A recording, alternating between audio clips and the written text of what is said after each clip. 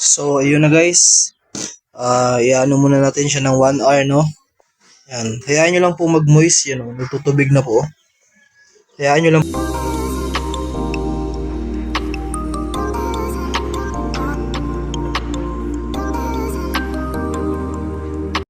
So, hello guys.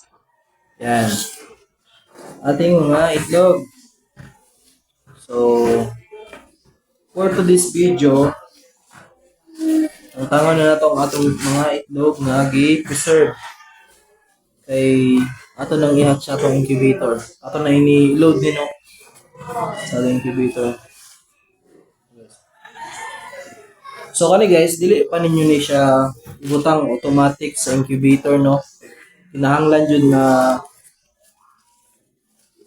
mga 1 hour pa no para magawas ng iyang moisture.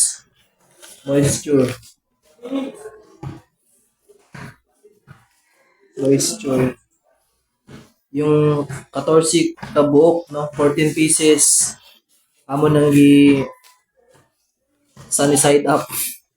Lamay man guys, sudan ga BA no. So among gi sunny side up. So mo na yung mga nangabilin, ako nang ilod ni sa incubator kay mahurot pud niya, di ba? So yun. 40 siguro din kape. 40 pieces. 40 pieces. Yeah.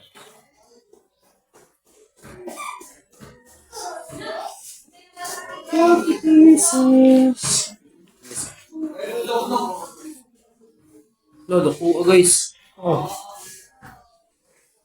Muslim mga Yunani wala similya guys. Sa mga dagko kayo. Pero i-try na nato, di ba? Basil din na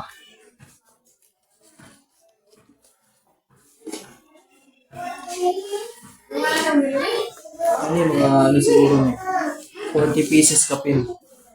Kaya ano naman 1 week. 1 week collection. Yan, naman ko 14 pieces daan. Ini gabi, look. Kinain lang namin nung ginawa ng panghapunan lang. So, hindi ko na ito, lilinisan. Diretso na lang ito. Basta yun, importante yung incubator, malinis.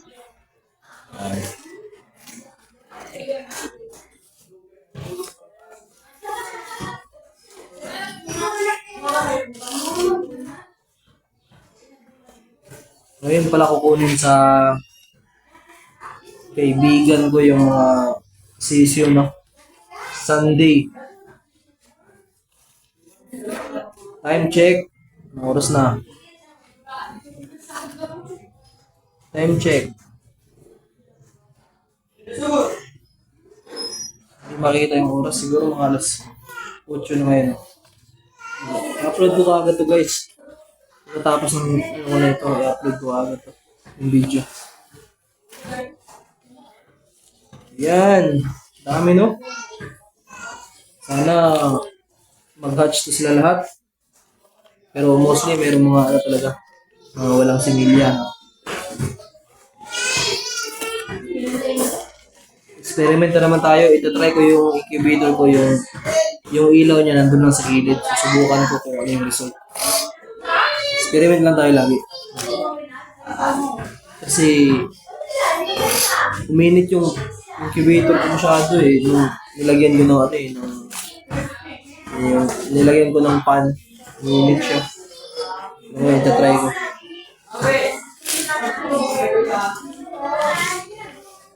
Paano yun?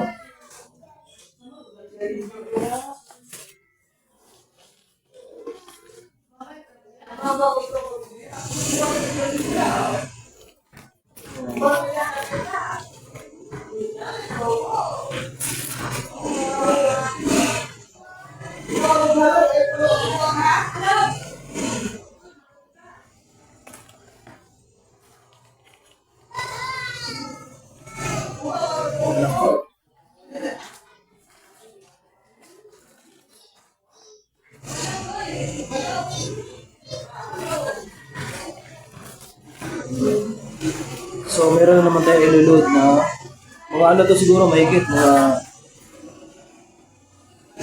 Mga 40 pesos guys, no? Kasi meron pa nangingitlog doon. Mga 40 pesos to. Yung nangingitlog pa yung lang natin. So ito, ipapagawas na natin yung moisture niya, no? Para mamaya na natin ilulod.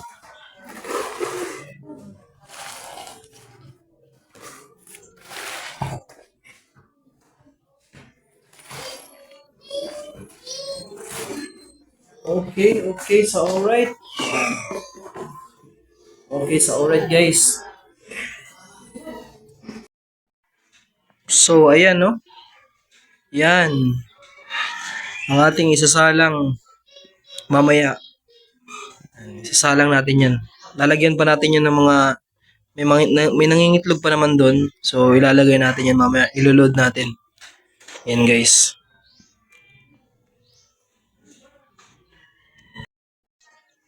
So ayun na guys. Iano muna natin siya ng 1 hour, no? Yan. Hayaan nyo lang po mag-moist. Yan, oh. Nagtutubig na po. Hayaan nyo lang po muna mag-moist. Tapos, huwag nyo munang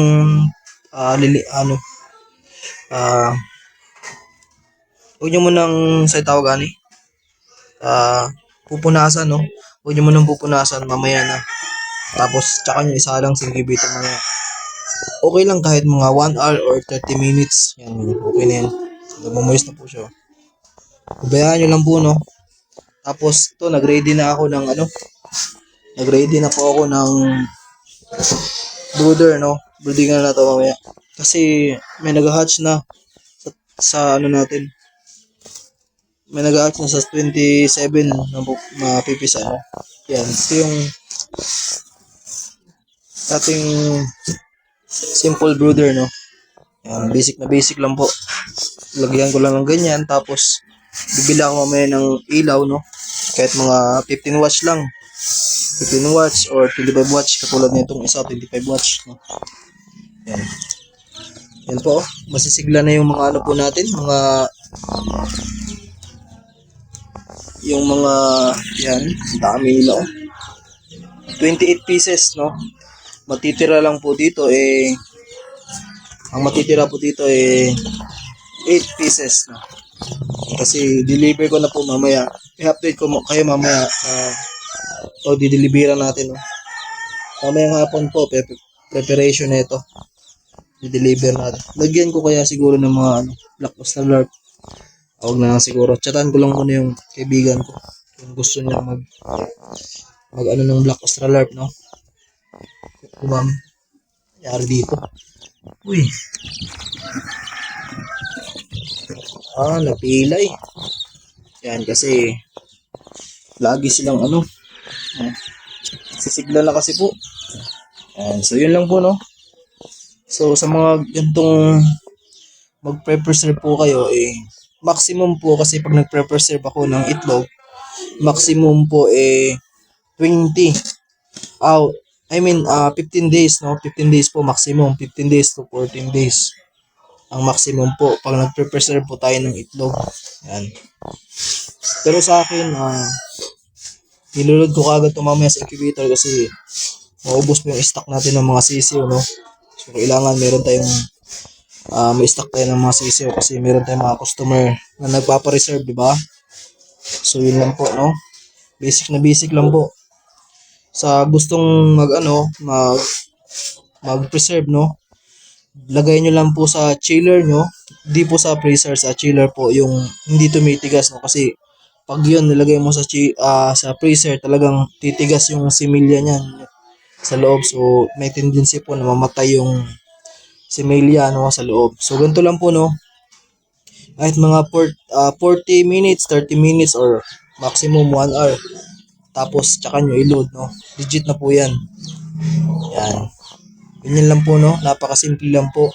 So, sa ganahang mag-preserve, mas maganda kasi mas talagang marami yung malaload nyo.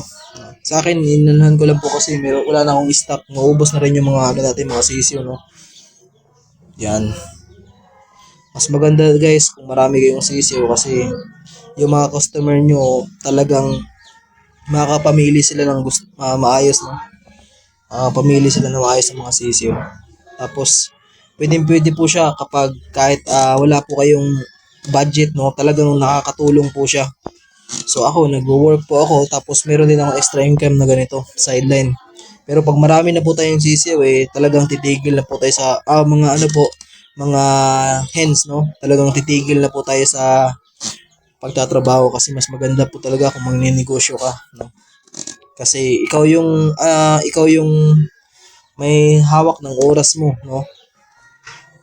Ikaw yung may hawak ng oras mo, tsaka hindi ka pa po talaga magmamadali kung papasok ng trabaho. Kasi sa pagiging empleyado po talagang pag sinabing 8 to 5, talagang 8 to 5, pagka 8 nandun ka na, no, naka ano ka na, nag-start ka na ng work mo. Pero pag dito sa business mo, kahit anong oras gusto mo kumilos, no, talagang ikaw lang yung bahala kasi ikaw lang yung may-ari. Diba po? Ikaw po yung may-ari. So ganito lang, napaka-simple lang po, no. Kaya sa mga gustong magnegosyo diyan, advice ko sa inyo itong pagmamanok, no. Napakaganda po. Napakaganda, napaka-legit. Basta marunong lang po kayo, no. Marunong lang po kayo kung paano aralin yung pagmamanok. Kasi ako po dati, talagang yung pagmamanok ko talagang wala po akong idea, no. Bumili lang po ako ng 15 pieces na heads, no, ng mga sisiyo. Tapos yun, okay naman. Wala namang namatay yung isa kasi nadaganan ko po ng pagkainan nila. Pero okay lang naman kasi yung iba nakasurvive. Tapos yung mga lalaki, niluto ko. Ano ko po, yung may nilitsyon din po ako ng mga sisiyo. Mga lalaki, no, wala lang, hindi ko lang nabidyohan po. Pero masarap yung karne nito po. Yung Rhode Island sa Black Australian. Napakasarap ng karne. So, yun lang. Yun guys. Sana hindi kayo magsawang mag-subscribe, no, sa aking YouTube channel. Yan. Maraming salamat. Bye-bye.